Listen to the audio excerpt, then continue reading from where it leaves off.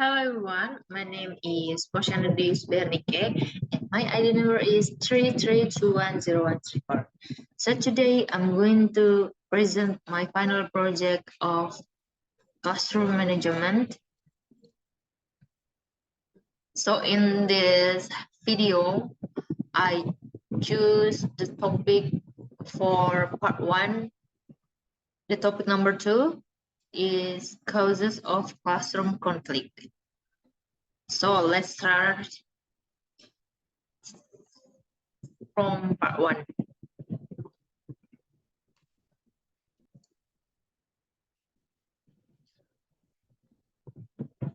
Okay, this is my final project of classroom management. So let's start from first slide. What is classroom management? Classroom management is encompasses a variety of skills and techniques that the teachers can be used to create a high-performing learning environment. At its core, it aims to ensure classes run smoothly, disruptive behavior from students is kept to a minimum, and teaching materials and activities promote the most out of the classroom experience.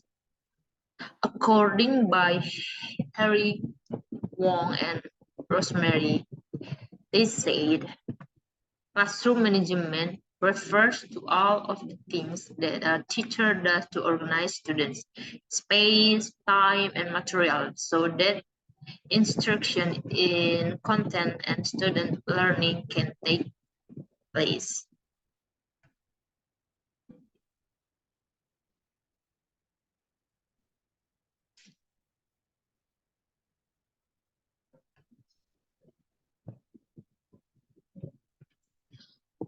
Next slide is causes of classroom conflict.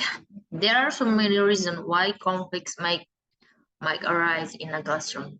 Here are some reasons, some most common reason. The first is misunderstanding and lack of communication. This can be happen between student and teachers or between students themselves. If instructions aren't clear or if people make assumptions about each other's intentions, it can be lead to frustration and conflict. Second, competition. Students can compete for grades, teacher attention, or social status. This competition can be healthy, but if it gets out of hand, it can lead to arguing, cheating, or bullying. Third, differences in background and experiences. Students come from all sorts of backgrounds and have different experiences. These differences can lead to misunderstanding and conflicts, especially if students don't feel like their perspective is being respected. Fourth, personality clashes. Sometimes people just don't get along. This can be due to differences in personality, learning styles, or interests.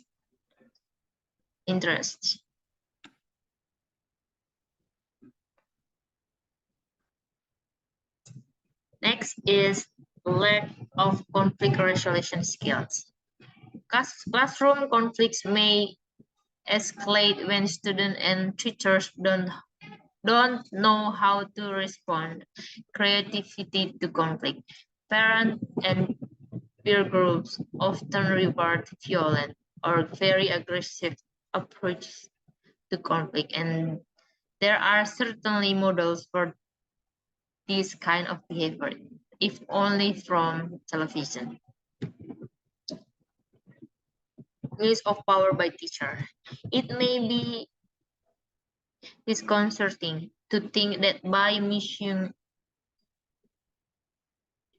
using your power in the classroom, you can create whole batch of conflicts all by yourself. But it's true, you can contribute to classroom conflict. Whenever you frustrate a student by placing irrational or impossibly high expectation on him or her. Manage a class with a multitude of inflexible rules. Continually resort to the authoritarian use of power. Establish an atmosphere of fear and mistrust.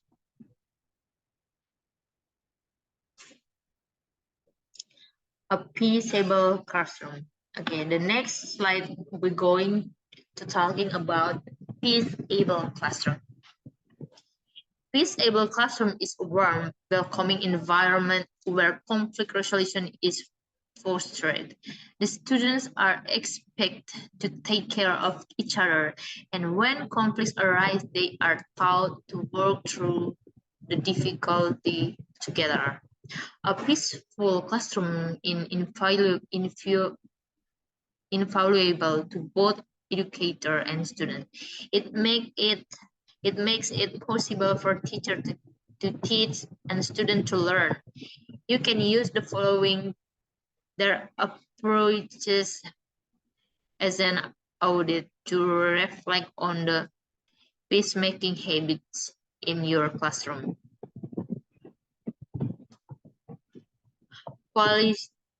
Qualities of peaceable classroom. First, cooperation. Children learn to work together and trust, help, and share with each other.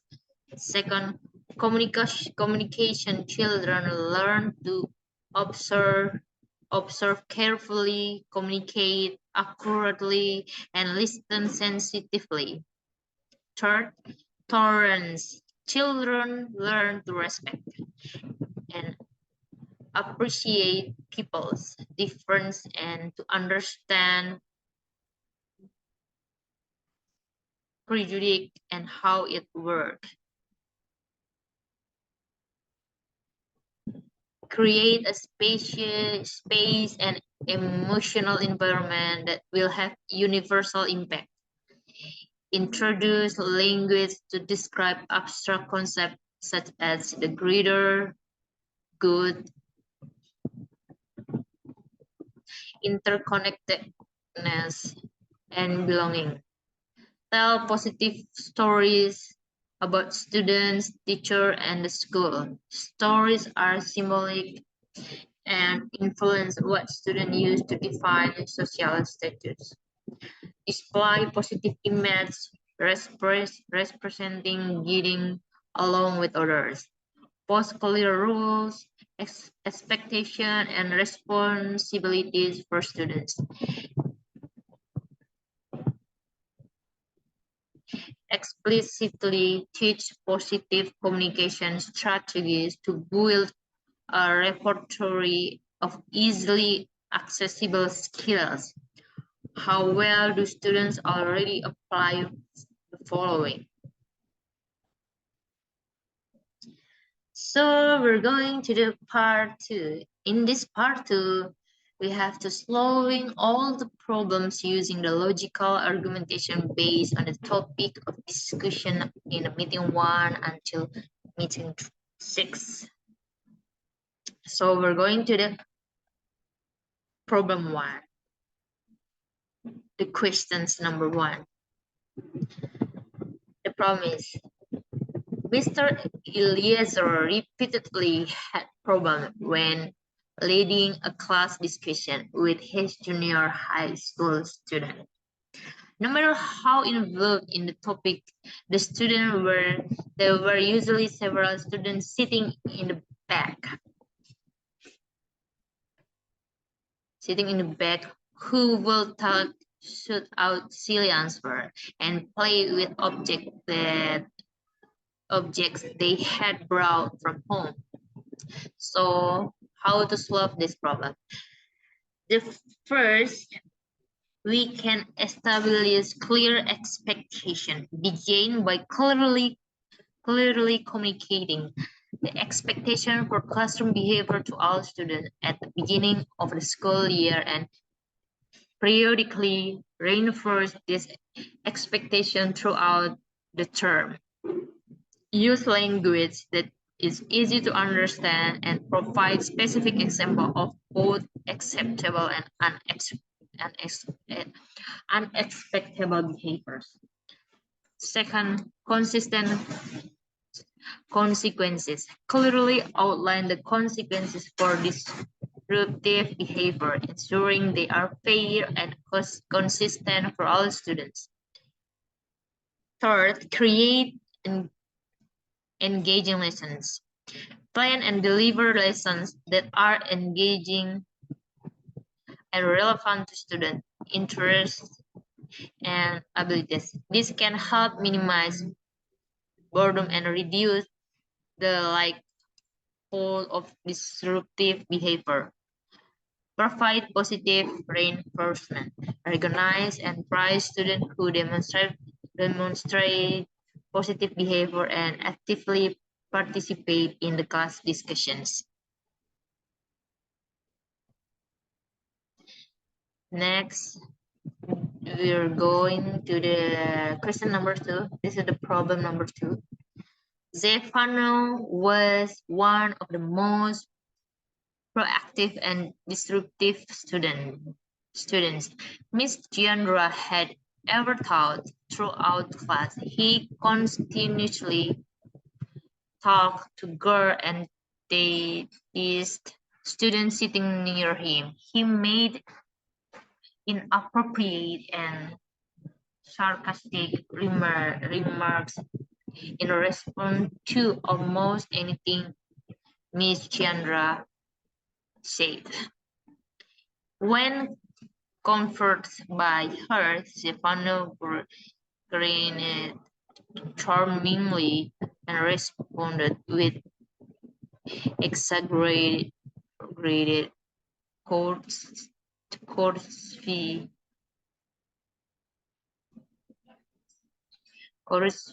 to the delight of the other students. So how to solve this problem? The first, define the problem clearly. Start by identifying the specific behavior that are disruptive. In this case, Stefano's behavior includes continuous talking, teasing, making inappropriate remarks, and responding sarcastically to the teacher. Second, understand the impact. Discuss with the class the negative impact of Stefano's behavior of the learning environment. Highlight how it disrupts the flow of the lesson. Distracts other students and undermines the auditory of the teachers.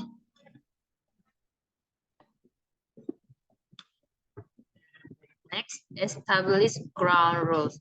Emphasize the importance of respect and cooperation in the classroom. Develop a set of clear and fair rules that apply to all students, including Stefano.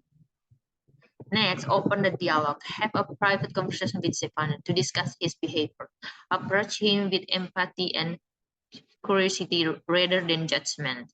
Ask him why he feels the need to disrupt the class and how he thinks his behavior affects others.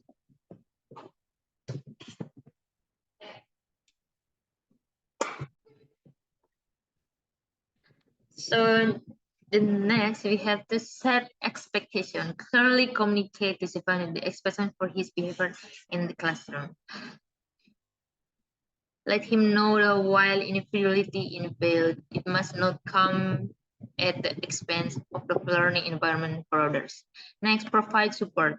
Offer Stefano support if he is struggling academically or socially.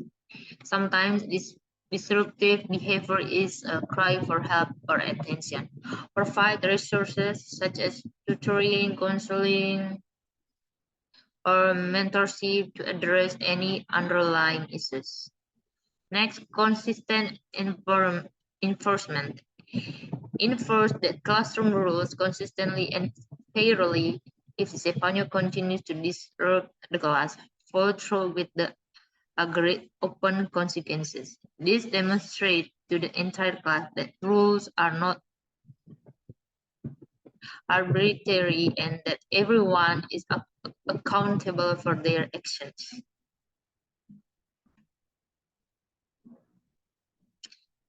So this is how to solve a problem. Inflow parents, positive reinforcement, monitor progress. This is too long to explain this. So we have to go to the next slide because I don't have enough time to record this. So I'm sorry, we're going to the next slide. Because this application record have limited time, so we're going to the next slide. This is the last one question, the problem, the last one problem. So the problem is Miss Yesekiela was concerned about the program teaching that had begun in her class. It reached the point where there was constant bickering among the students. They become so angry, began yelling, shooting, and showing one another during class. So how to solve this problem? The first, we have to establish clear expectation. Begin by setting clear and explicit expectation for behavior in the classroom. This includes rules against teasing, bullying, shooting, and physical aggression. Make sure all students understand these expectations and consequences for violating them. Second, promote respect and empathy. Teach students the importance of respect and empathy toward their peers. Encourage them to consider how their words and actions affect others and foster a supportive and inclusive classroom environment. The third, implement consequences. Enforce consequences consistently for any behavior that violates the established rule. It might include warning, loss of privilege,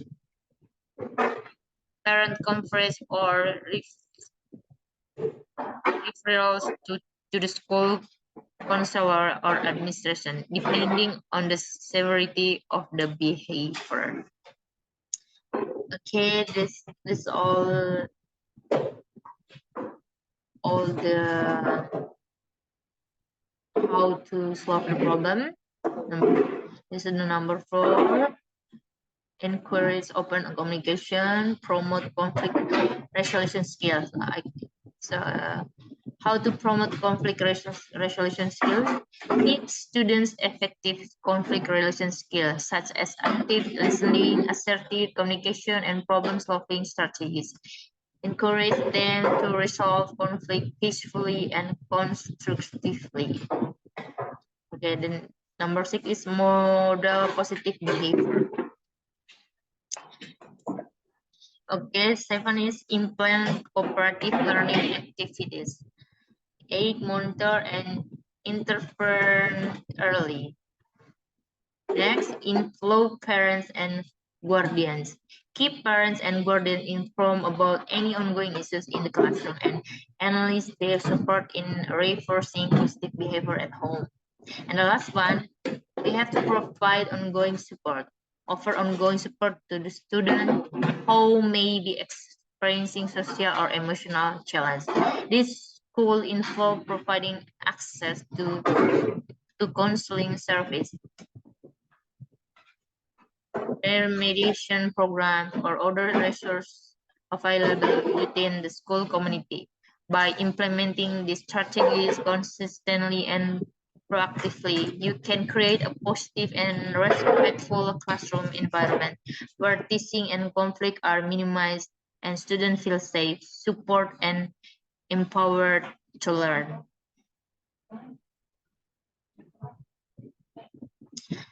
So that's all my presentation today. Thank you very much.